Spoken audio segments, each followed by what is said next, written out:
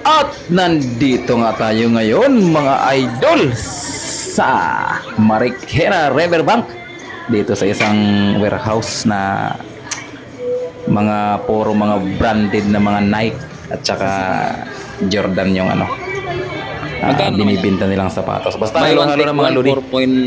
4K. Yan ang mga Ay, di ba 21? presyuhan. May tig 4,000, may tig, depende, may tig 5,000, may tig Lahat. 8,000 hanggang 12,000. Depende sa medyo natipuhan yung klase ng sapatos. Ayan, tayo Libre na yung isa. Buy pamimili one take one tayo. nga talaga. Yan.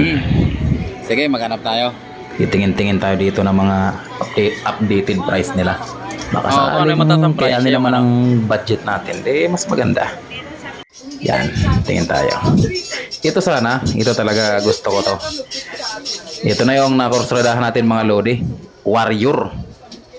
Yan. Ganda siya, makapal yung spike niya at saka maganda yung klase ng pagka-leather niya. Yan, mapurma siya.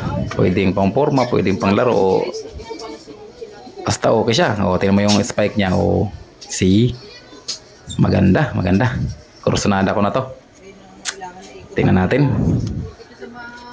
Pili-pili pa tayo dito ng iba.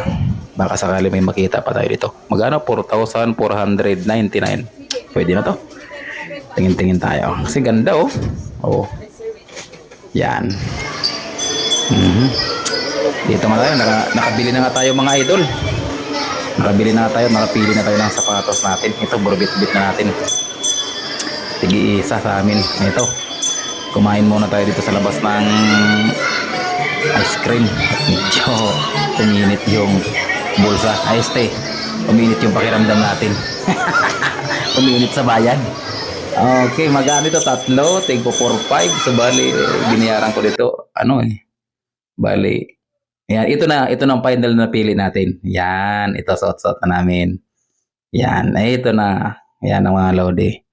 Ito na napili natin. Okay, thank you.